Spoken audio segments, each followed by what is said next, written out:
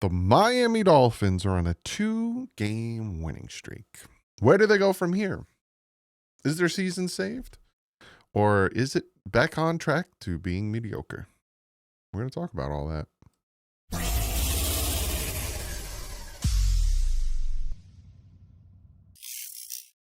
What is up, Fin fans? Miami Dolphins coming off of an overtime victory against the Washington Commanders. It was a victory, and we all should be happy about a victory, and I will talk about all that stuff. Barry Jackson actually came out with an article really talking about the wins and how you should take the wins. But the Miami Dolphins right now sitting at 4-7. Unfortunately, they couldn't get certain games under their belt, so now, again, it's the conversation of where do they go from here? Is the season saved? Is all this stuff happening? So we'll get into all that real quick. Do want to shout out today's sponsor and the official sponsor of the channel, which is Sleeper. Go check them out. Use the promo code DDW. You get 100% up to $100. And if you're a first-time user, you can get the $20 entry free. No deposit needed if you want to give it a try. Click the link and check it out. So, again, Miami Dolphins coming off with the victory. There was some good, there was some bad in this game. Miami Dolphins winning 16-13. Miami went for it on 4th down twice in the red zone, and that is kind of a big talking point. Especially, that last 4th down going for it.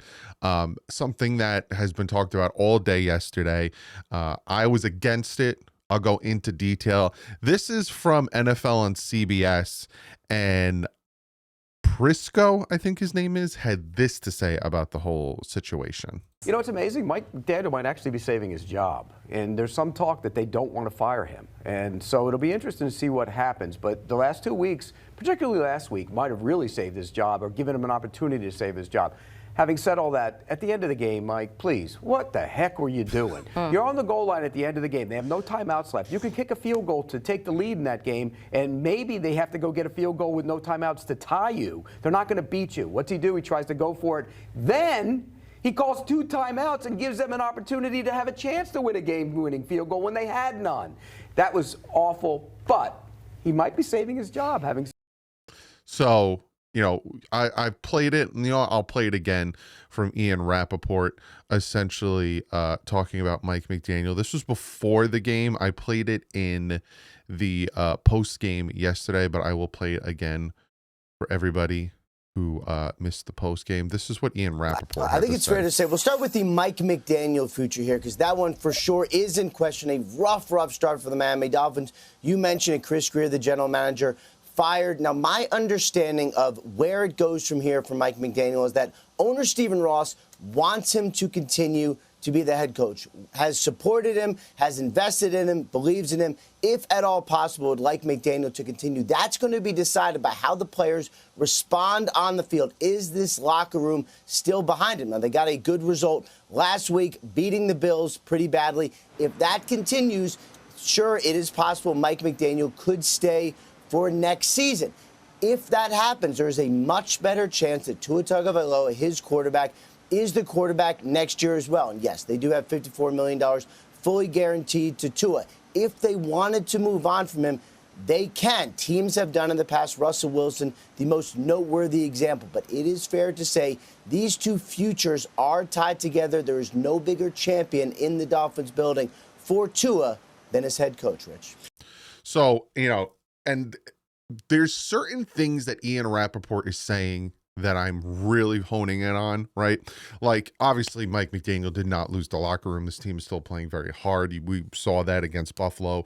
We saw that against Washington yesterday. We saw that against the Chargers. We saw that against the Bills, the Panthers, the Patriots. Like, mostly every game besides the Ravens game, the Browns game, and the Colts game, the Dolphins have either won the game or they were in it. So, 3 out of the, 11 that we have played, the Miami Dolphins have played hard for Mike McDaniel. So there is no question in my mind that this team has not given up on Mike McDaniel.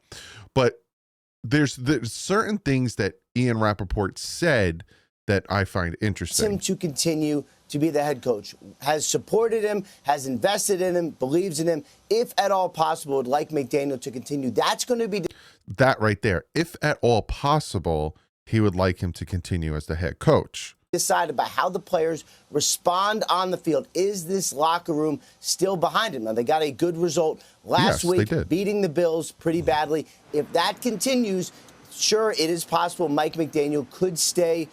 Right there, right? So if that continues, sure, it is possible that Mike McDaniel could stay. He's not saying that if this continues, Mike McDaniel will stay as the head coach. And that is something that I am focusing on, not because I want Mike McDaniel to not be the Dolphins head coach anymore, but that there's fluidity, because the Dolphins still need a general manager. And I have a video coming up talking about how, somebody said that, the general manager position is a very hot commodity. I think I'll talk about that tomorrow before we do the film breakdown with my new format for the film breakdowns. But him saying, yes, it is still possible, instead of saying if he continues this, he will stay as the head coach. And then he brings up Tua Tagovailoa and says, if he stays, it is also possible that Tua stays, because they can move on, yada, yada, blah, blah, blah. So a lot of what Ian Rappaport is saying is nothing official and nothing concrete. And why is that? I think because it all depends on, again, how the rest of the season goes. How do they play against the Saints, the Jets, the Steelers, the Bengals, the Buccaneers, and the New England Patriots? He has 6 games left on his season. How do they play? How do they end the season there?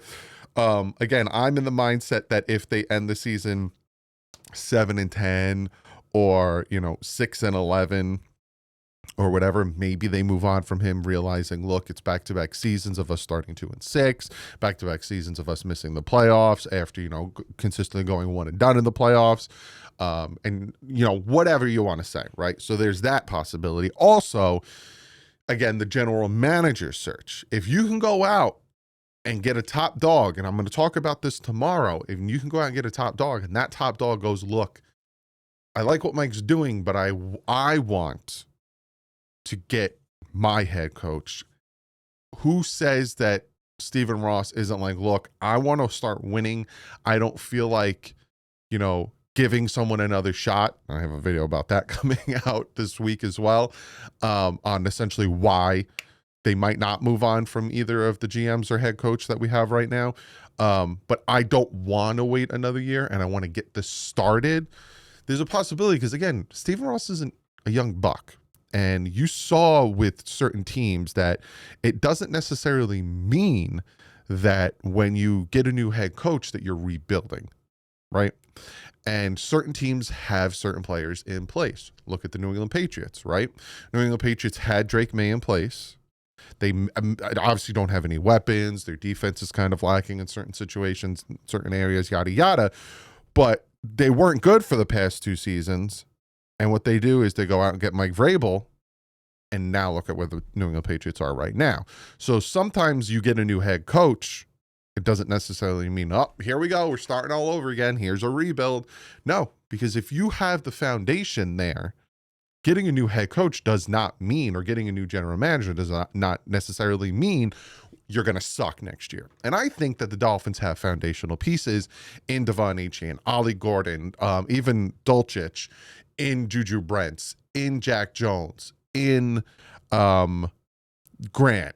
Sealer's still there. Chop is there. Dulcich, like they have Patrick Paul, Jonah. We have to see what he can do. They still have foundational pieces there that they can build around, and you have Austin Jackson and James Daniels locked up for next year as well. So again, it doesn't necessarily mean that. Now, again, I'm not saying Mike McDaniel will be gone.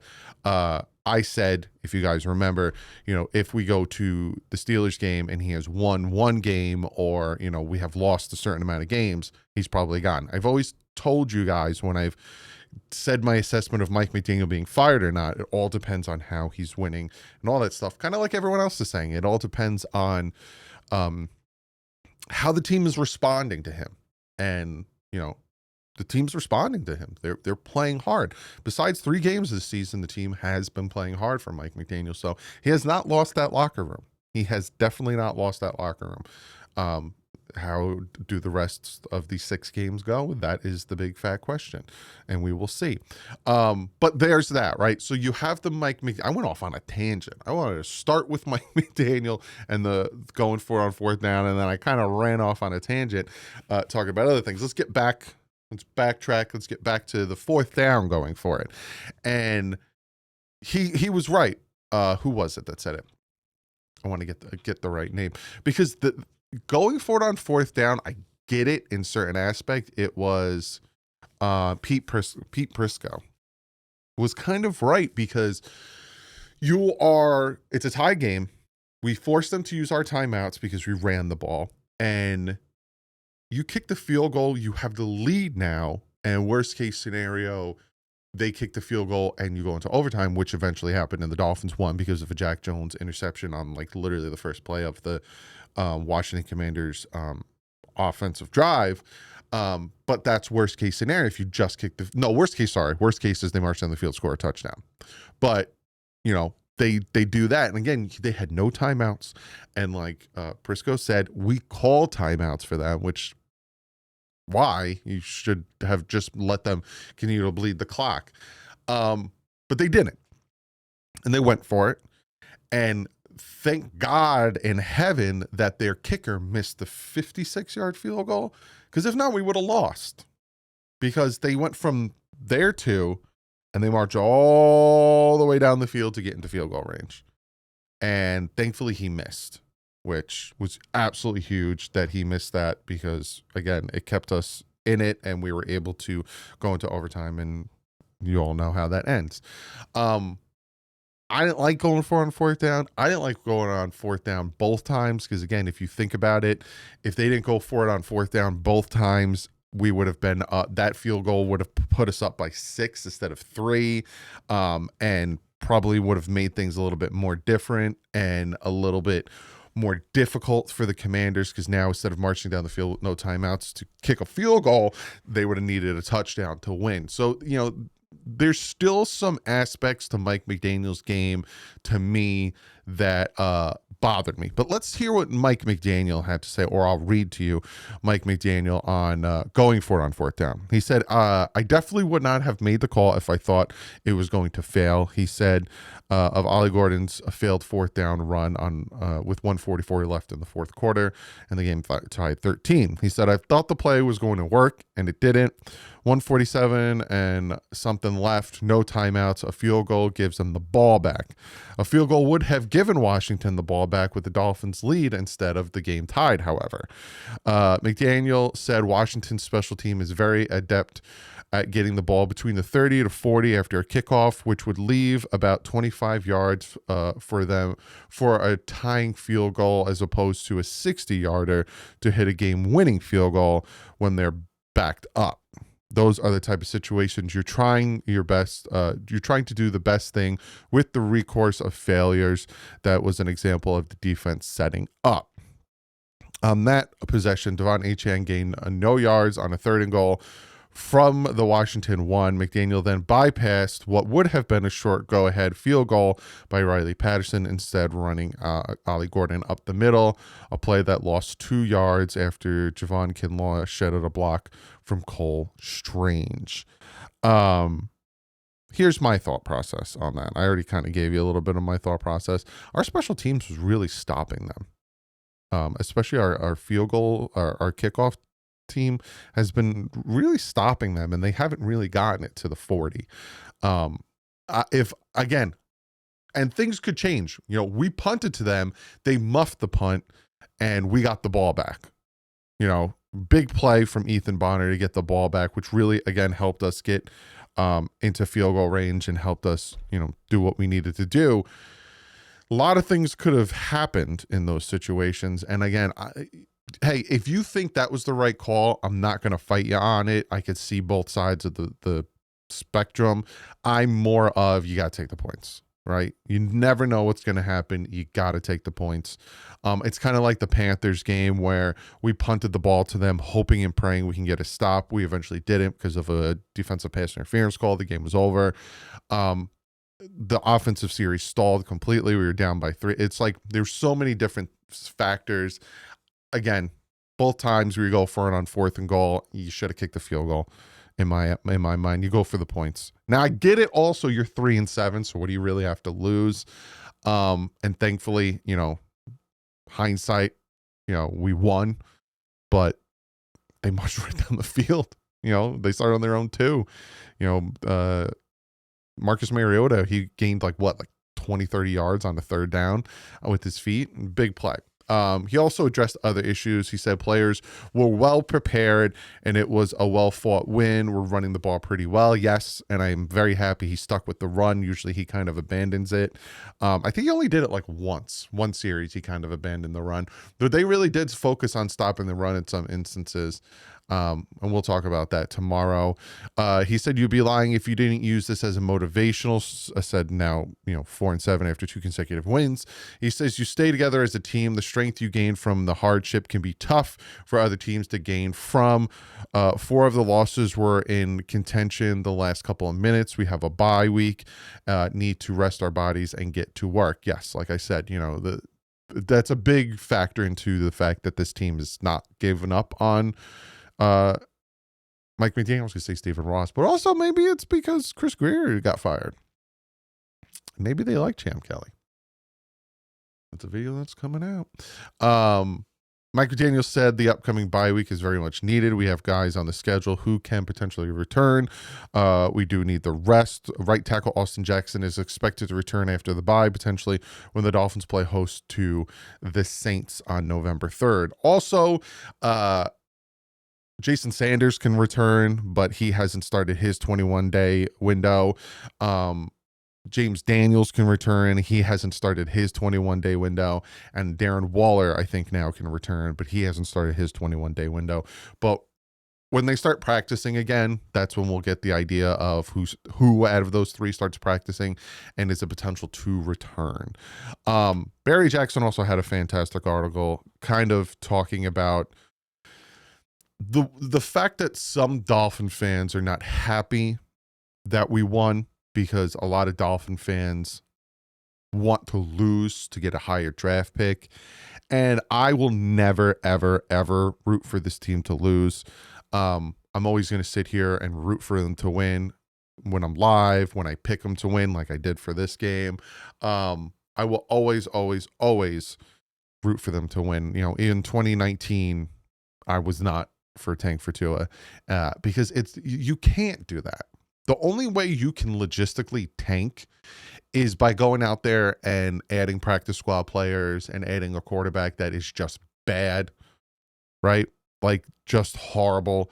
In 2019, when we signed Ryan Fitzpatrick, I was like, oh, we ain't tanking. Ryan Fitzpatrick is going to win you at least 5 games by himself, and that's the situation we're in now. You get Rasul Douglas, you get Jack Jones, you trade for Minkah Fitzpatrick, you have Bradley Chubb, you have Jalen Phillips, you have Chop Robinson, you bring in Judon, you have Tyreek Hill, you have Jalen Waddle, Tua Tagovailoa, you go out and you sign James Daniels, you still have Brewer, you go out and you draft Jonah. Again, this is all before the season starts. All of these moves and these instances show that the Dolphins were not tanking. It just made no sense that people were like, oh, they're definitely taking it, because if they were, you don't make those moves. You don't go get Rasul Douglas. You don't get Judon. You don't make these moves here and there, and you run it out with inexperienced players and act like, hey, we're trying our best, but you have guys out there that just aren't good. The Dolphins have players out there that are good, like Dotson, like Brooks, like Sealer, like all these guys who are sound players that all together are going to win you games. So Barry Jackson came out with an article because he saw how some people were like, oh, we're sitting at 4-7. We won. Who cares that we won? Like not enjoying the win, and essentially saying to themselves, now look, now we're at 11th, and I'll show you right now where we're sitting at Tankathon, and how they're upset that we are now sitting 11th in the Tankathon. We're right here at 4-7. If we keep winning too, all of a sudden we'll be in the wild card hunt. If they win the next 2 games as they're favorited to, and they're sitting at a record where they're 1 game under 500, and other teams lose. Now, maybe I'll do that where I'll show what could happen and we'll predict the next 3 games. Maybe I'll do that. I don't know when this week. You know what? I'll do it Sunday. We'll see how Sunday's games go. And after Sunday's games, I will kind of make my post video where I like talk about what happened on the Sunday and kind of see like what could happen over the next 2 weeks. I'll do that Sunday. But this is what Barry had to say. He said a dozen of so he has a bunch of notes. He says there was exacerbating at time, puzzles at others, but Miami at 4-7 ultimately accomplished 2 things that, at least in our view, would be ideal to achieve over the coming weeks: win, stay relevant, remain at least on the fringe of the wild card contention, and give the young players significant snaps so they can be evaluated.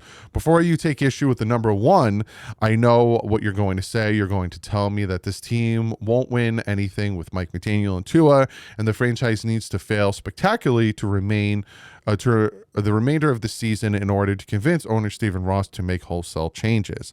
I see the rationale behind that thinking, but I don't look at it that way. Here's why. 1, why would anyone assume the Dolphins would pick the right executive and coach to turn into a Super Bowl contender? They've never under this ownership.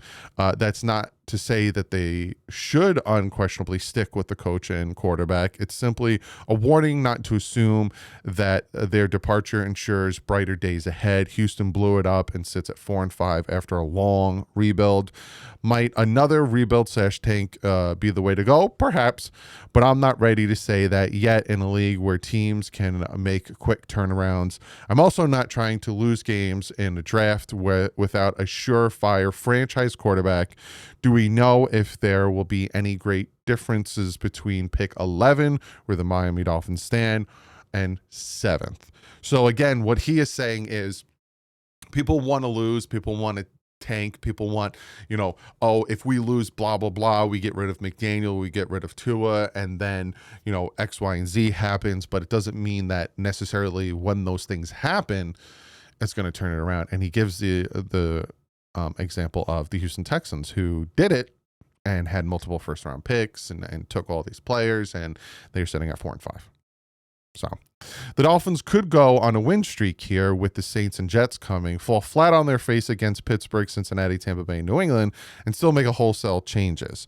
So many of you rooting for November / December, January tank still might get your wish, but as long as there's a chance to salvage the season, why root for failure? 3, the NFL is an entertaining industry, and the longer your team stays on the cusp of playoff contention, the better. When your team hasn't won a playoff game in 25 years, you think in terms of blowing it up and build a Super Bowl contender. You need to take a solace in smaller things such as single wins and remaining on the fringe of the wild card contention, even as sad as that may sound. Another positive of Sunday in our view is the Dolphins should have a strong evaluation on all of their young players by the end of the season. Instead of using journeyman Matthew Butler, Miami's giving significant snaps to all their young defensive tackles: Kenneth Grant, Jordan Phillips, and Zeke Biggers. Zeke Biggers made some nice plays over the weekend. This is me talking about Barry. And the results may have been positive at times, less so at others.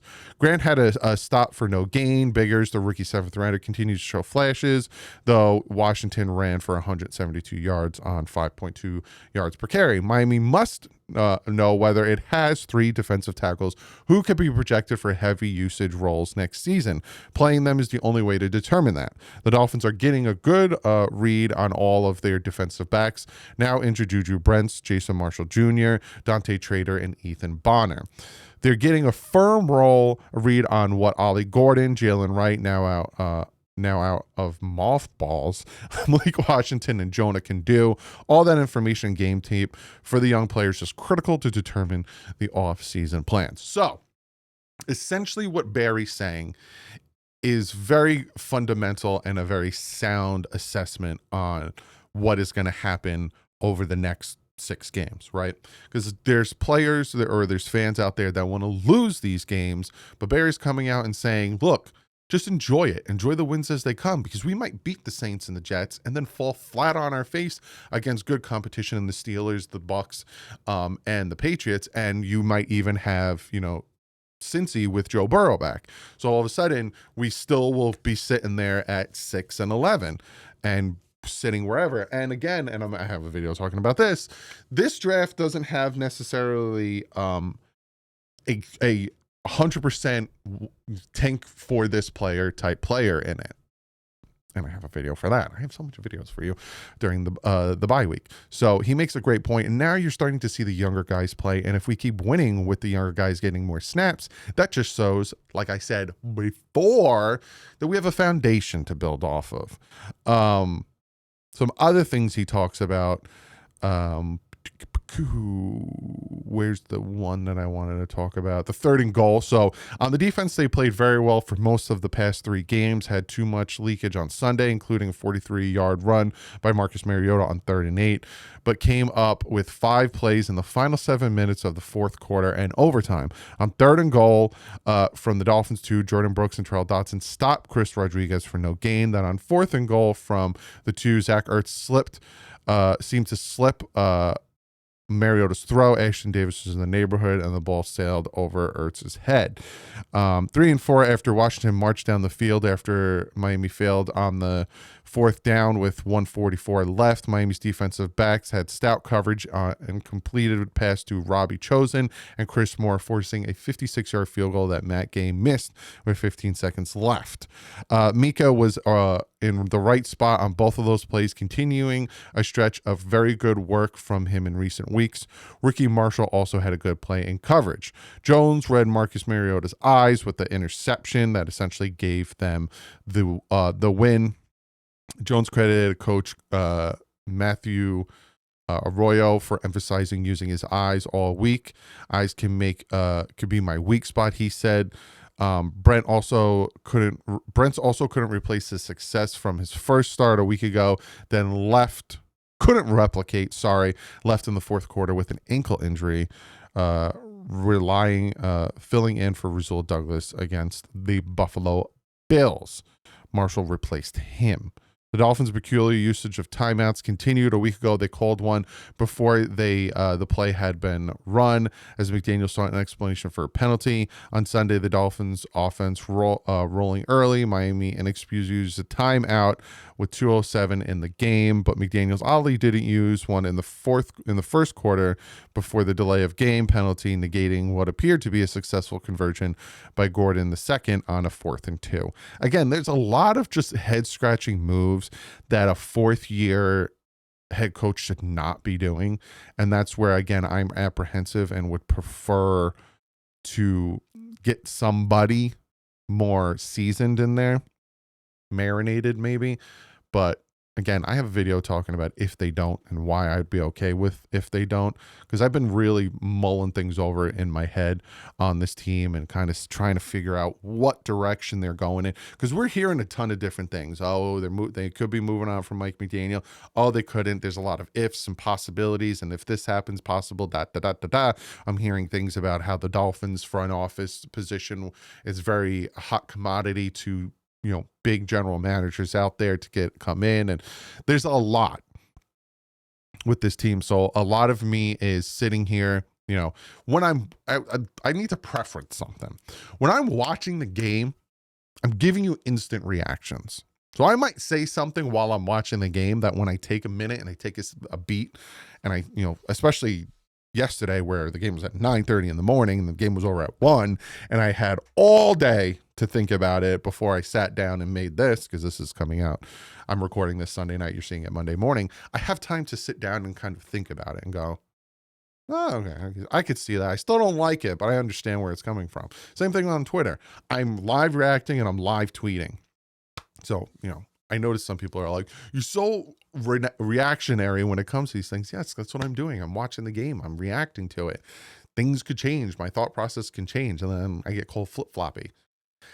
It's called changing. It's called having a thinking, using your brain. And it's a thing that I do. And sometimes I overreact in the moment. Sometimes I don't.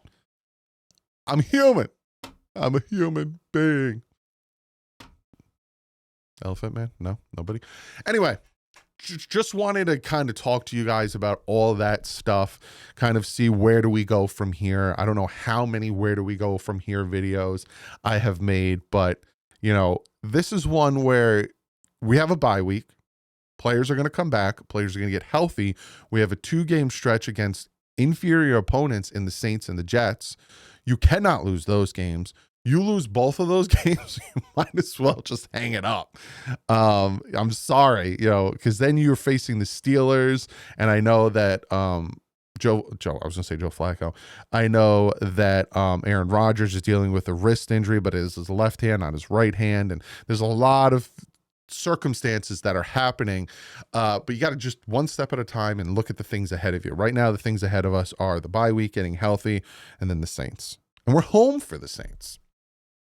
A lot of interesting things that are going to be happening. But comment below.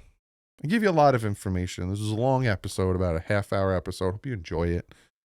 A lot of you guys hit me up and say, when you help me in the mornings when I'm going to work and stuff, and it means the world to me to hear these things, because I get hate, and I enjoy the hate. Sometimes the hate is informative. Some people will yell at me and tell me, like, stop doing this, and I'm like, I'll try. If I can, I can, but I'll try. Sometimes it's just me, like, what am I going to do?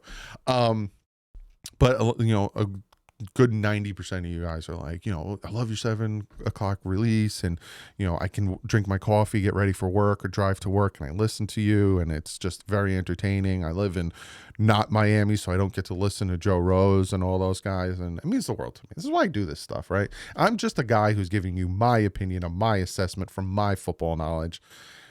That's all I can do. I could be wrong. I'm wrong. Like I said, I'm wrong a good 40% of the time, 30, 40% of the time. But I'm right more than half. I don't know, man. I will see you tomorrow. We're going to talk about the GM position, what the big guys are talking about with that, and we're going to look at the film. I want to look at Grant's play. I want to look at Zeke Bigger's play. I want to look at the one play where essentially Tua points out to Ollie Gordon where to run, and he gains a 20-yard run off of that. There's a lot of plays I want to look at. I'm going to use the new format because so far I haven't gotten copyright claimed, so I think that new format works. Wednesday's the picks.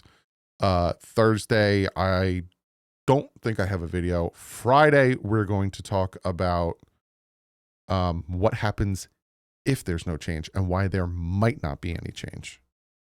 And then Sunday, we will talk about the games, kind of see what the next 2 weeks could look like. And then Monday, I'm going to talk about the draft, the 2027 draft, and why it's not necessarily, a tank 4 player draft.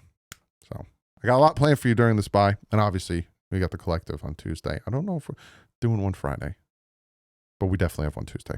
Other than that, I will see you tomorrow like usual. Stay classy. My friends out.